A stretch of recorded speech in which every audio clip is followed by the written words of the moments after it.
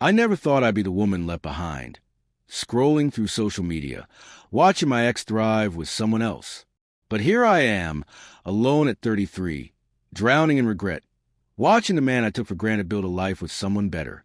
And the worst part? I did this to myself. One night, in a moment of carelessness, I admitted the truth. I told my husband, the man who had loved me unconditionally, that he wasn't my first choice, that I only married him because other men weren't available. Instead of fighting for me, he simply walked away. Now he's thriving, and I'm the one left behind, wishing I could take it all back before everything fell apart. Daniel was always there for me. He wasn't the kind of man who demanded attention, wasn't the loudest in the room, wasn't the most exciting guy I had ever dated. He wasn't the alpha male I once dreamed of, but he was kind, reliable, steady. He showed up when it mattered. When other guys were busy playing games, Daniel was the one who stayed. When I cried over men who didn't value me, he listened. And when I finally decided it was time to settle down, he was waiting. So when he proposed, I said yes. Not because he was the love of my life, but because I thought he was good enough. I told myself I was choosing stability over passion, that I was making the smart choice. But what I didn't realize was that Daniel wasn't the lucky one for marrying me. I was the lucky one for having him. And I didn't see that until it was too late. It happened on a random night. Nothing dramatic, no big fight. Just a casual conversation that turned into the biggest mistake of my life. We were having dinner at home, sipping wine, talking about the past. I don't even remember how we got there, but suddenly we were discussing old relationships. Daniel smiled and asked, "Do you ever think about how we ended up together?" And instead of saying something sweet, instead of telling him he was the best thing that ever happened to me, I laughed and said, "Honestly, if the real men I wanted back then had been available, we probably wouldn't be married." The second it left my mouth, I felt the shift. The air in the room changed. Daniel didn't laugh. He didn't say anything at all. He just stared at me, his expression unreadable. "What?" he finally asked, his voice quiet. I tried to laugh it off. "Oh, come on, babe. I just meant." "I know what you meant," he interrupted. That's when I saw it. The look in his eyes, like something inside him had just broken. And that was the moment I lost him. I just didn't know it yet. After that night, Daniel changed. Not in a dramatic, screaming, throwing things, demanding answers kind of way. He just stopped. Stopped texting me first. Stopped calling me babe. Stopped looking at me like I was the best thing in his world. At first, I thought he was just hurt, that he'd get over it, that after a few days, we'd go back to normal. But as time passed, I started to realize he wasn't mad. He wasn't waiting for an apology.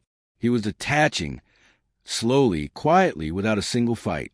And that scared me the most, because for the first time in our marriage, I saw it. I had given him a reason to leave. And worse, I had made him want to. One evening, I walked into our bedroom and found Daniel packing his suitcase. My stomach dropped. "Are you going on a trip?" I asked, trying to keep my voice light. He didn't look at me. No, his tone was calm. Too calm. That's when I saw it. His wedding ring. Sitting on the dresser. I felt a cold wave of panic. "Daniel, what are you doing?" I whispered. Finally, he turned to face me. And I knew before he even said the words. "I can't do this anymore, Alyssa." I shook my head. "You're overreacting. It was just a stupid joke." He let out a soft, bitter laugh. "Was it?" he asked. Because to me, it wasn't a joke. To me, it was the moment I realized something. I swallowed hard. Realized what? He exhaled, his voice steady but final.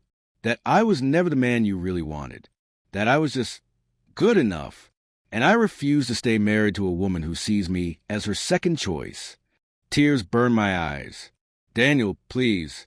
You're my husband. I love you." He gave me a sad smile.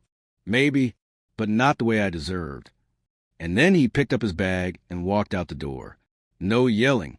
No begging. Just a man who finally realized his worth. For the first time, I was the one left behind. At first, I told myself he'd come back, that he was just angry, that once he had time to think, he'd realize he was overreacting.